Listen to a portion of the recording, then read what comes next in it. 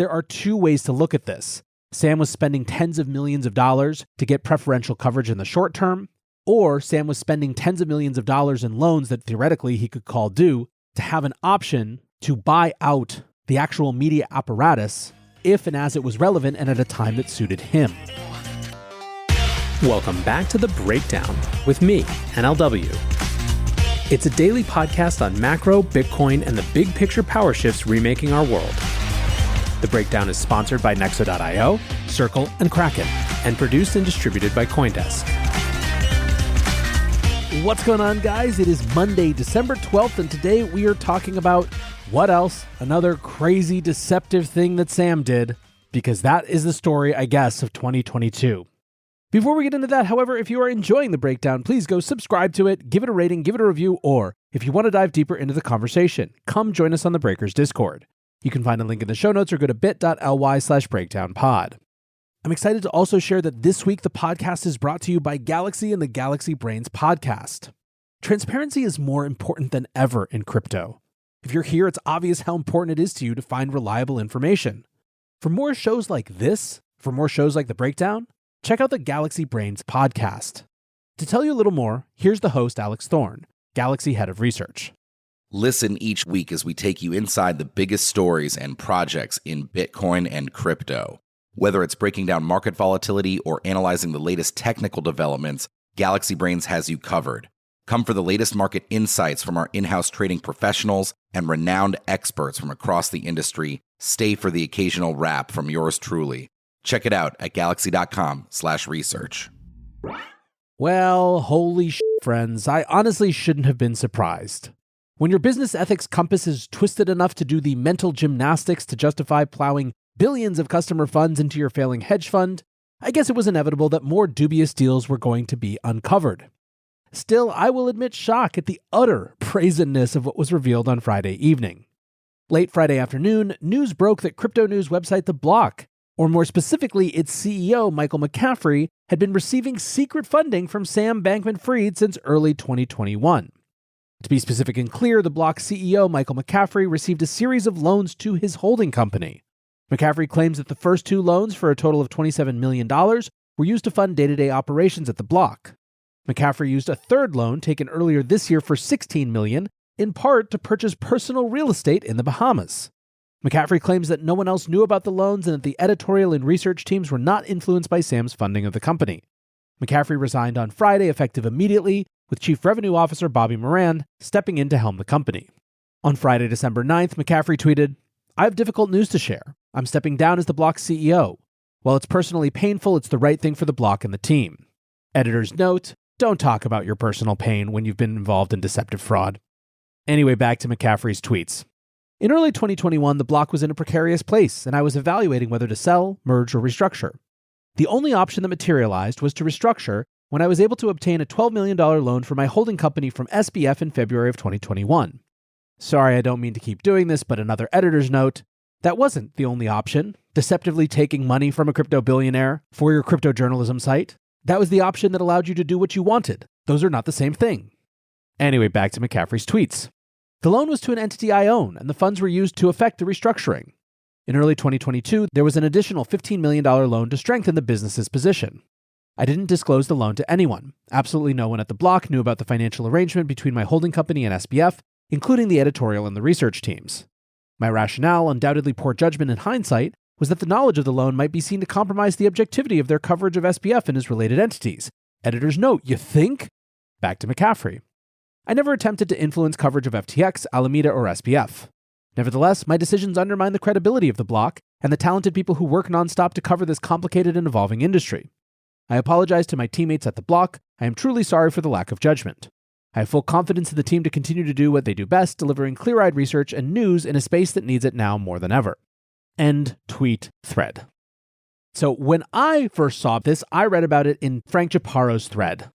Frank is the host of The Scoop and one of the best reporters at The Block and wrote, "I'm absolutely gutted by this news, which was briefed to the company this afternoon. Underpinning my shock are feelings of utter disgust and betrayal by Mike's actions, greed, lack of disclosure. He's literal scum. He kept every one of us in the dark. I put my trust in him to run The Block as an independent media entity as CEO and majority shareholder, and was misled. This is really painful because I put many years into shaping the block into what it is today. I also thought of him as a friend. Had I known about this, I would have not only called it out and disputed his actions, but called for an immediate change in leadership. Putting aside the FTX meltdown, there is no excuse for his deception and disregard to the 160 people who work at the block. My track record as an independent reporter in the crypto space over the last 5 years speaks for itself. That's evident as recently as my no-holds-barred interview with Sam Bankman-Fried just last week. What I can say to you all as he steps down as CEO is that I'm angry and hurt, but more committed than ever to my job as a journalist and doing what I can to help my news colleagues during this time to report on the industry without fear or bias, just as they always have. When I read that, I could absolutely taste the betrayal because unfortunately, I know exactly what that tastes like right now. But how did this happen? When you hear about $43 million in loans that just weren't disclosed, you have to start scratching your head and saying, wait a second, what? So let's turn to the Medium note by Bobby Moran, who's the new CEO of the company.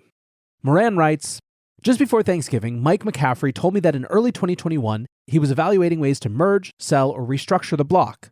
Mike decided to restructure the block by obtaining financing in the form of loans from Sam Bankman-Fried to LLCs that Mike owns and controls.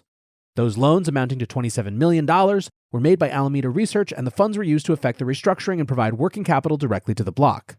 As many of you know, the restructuring was announced in April of 2021. End quote.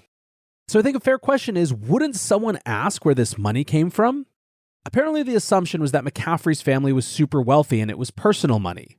That restructuring involved purchasing shares from investors as well as founder Mike Dudas, and at the time McCaffrey said that the goal was to move the company to being 100% employee-owned. He wrote at the time, "We believe employee ownership best drives value and long-term alignment for our readers, members, and sponsors, and it positions the block to continue attracting top-notch talent in the space." Dudas and other current employees have said that McCaffrey's buyout didn't raise their suspicion because they assumed that he was making the purchase using family wealth from his father's successful career as a major pension fund manager. Now, importantly, although these loans and the restructuring did allow for a pool of shares to become available for other employees, it also allowed McCaffrey to purchase a majority stake in the company and become the sole member of the board of directors. Guys, if we take anything away from this year, single-member board of directors for major companies is not an acceptable way to run a company. Dudas tweeted, "I was told and had sources close to Mike verify that the loan was coming from what I understood to be wealthy family members. Mike evidently used his own family's wealth and reputation to perpetuate his eventual disgraceful and seemingly fraudulent transfer to the block." In an ecosystem where innovation is the norm, it's the basics that are in the spotlight. Nexo is a company that has never put the safety of clients' funds in question. With over 50 global licenses, $775 million in insurance, and a real-time audit of custodial assets, Nexo sets an example for security standards in the industry. Apart from keeping their 5 million clients safe, Nexo has kept building. They've just announced their non-custodial smart wallet. Visit nexo.io, that's Nexo.io, and sign up today. This episode is brought to you by Circle, the sole issuer of USDC, and a leader in crypto that's held to a higher standard. USDC is a fast, safe, and efficient way to send money around the globe. USDC is always redeemable one-to-one for US dollars, and has over $45 billion in circulation as of October 13, 2022. Plus, Circle posts weekly reserve reports and monthly attestations of reserve capital, letting users know that USDC is safe, transparent, and compliant with regulations. Just go to circle.com/transparency to see why USDC is a trusted stablecoin. As one of the largest, longest-lasting, and most secure exchanges, Kraken continues to set the industry example for transparency and trust. Regular proof of reserves audits verify your balances are backed by real assets. Industry-leading security keeps your funds and information safe. And award-winning client engagement teams are available for support 24/7. Buy crypto instantly with fast, flexible funding options on Kraken. Download the Kraken app on Google Play or the Apple App Store, or visit kraken.com/breakdown to join.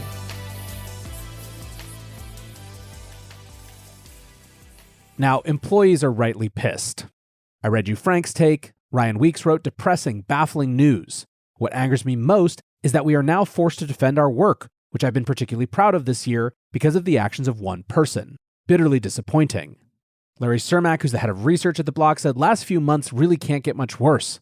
Got f***ed by FTX after naively trusting them like a complete idiot, and now also got f***ed by the CEO. Just like everyone else at the block, I just found out about this. Needless to say, I didn't benefit from Mike's personal loans in any way. In fact, I lost roughly the same amount on FTX as I made from the block's compensation and bonuses since joining 4 years ago. I never borrowed money from anyone either. I am proud of the 30-plus person research team I built and will keep going with the block leadership. It all really f***ing sucks and I'm completely exhausted. We'll be doing what truly matters, and that's less Twitter and more time with my 4-month-old daughter and my wife.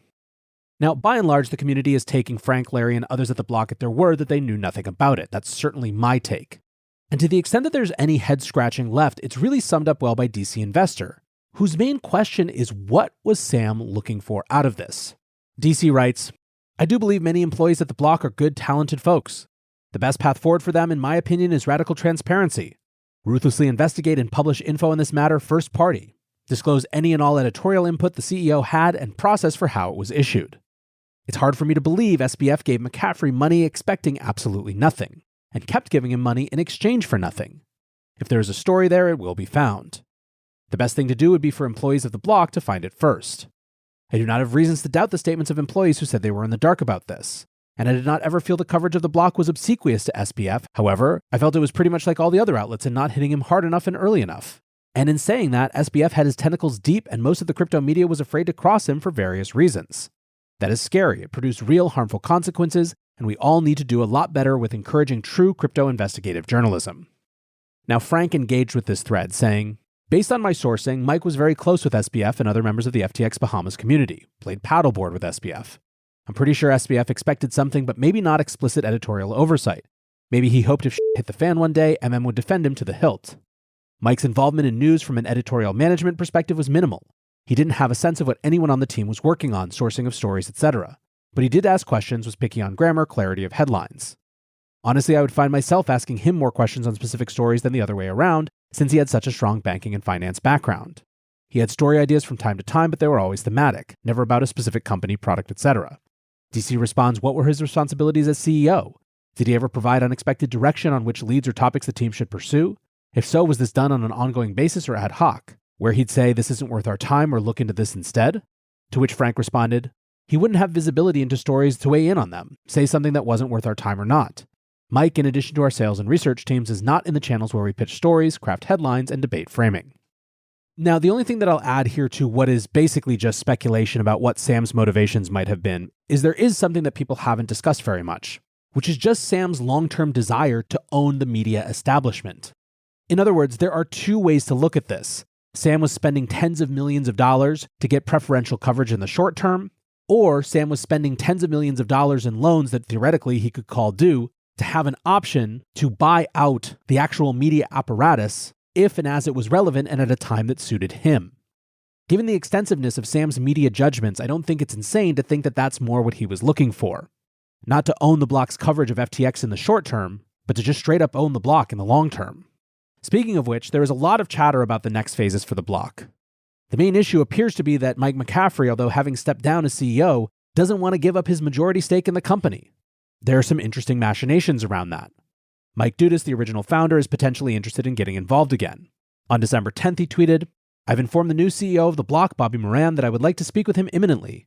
There's a large group of honest people with capital, connections, and a deep interest in crypto research and journalism who would like to ensure the block's continued success. Ryan Selkis, the founder at Masari, writes, if Dudas really wants to buy back the block, I'll support him if I can, or pursue the business myself.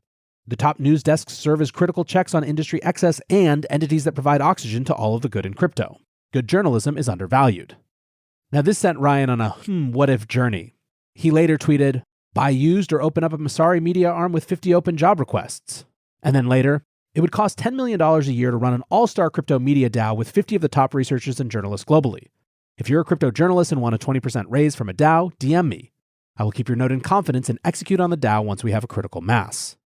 Who knows if that comes to pass, but there's certainly going to be a lot more discussion about crypto media going forward. Now, one set of folks who are not ready to let this go is Sue and Kyle from Three Arrows Capital. I've mentioned before that they are intent on using the collapse of FTX as the key lever to drive their own redemption arc. And they are hammering the reaction to the block story as part and parcel of that. Kyle Davies writes, I don't care who at the block knew about the SBF bribe, your CEO was in his pocket. The crew trims the sails, but the CEO steers the ship. I'm sure there are some good but naive journalists at the block. The direction of the entire ship was compromised. Neutrality was never possible. Suzu wrote, the idea that the CEO of the block has been bribed massively, that the company has been de facto wholly owned by SBF for years now, yet the underlying reporting was solid, is mind-boggling.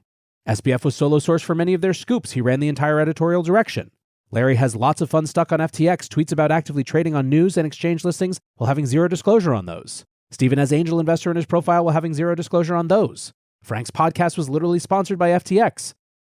Now listen, I don't think there is anything mutually exclusive about, one, assuming that Frank and Larry and the people who said they didn't know genuinely didn't know, while also, two, asking like DC Investor did, what was Sam's endgame with those donations?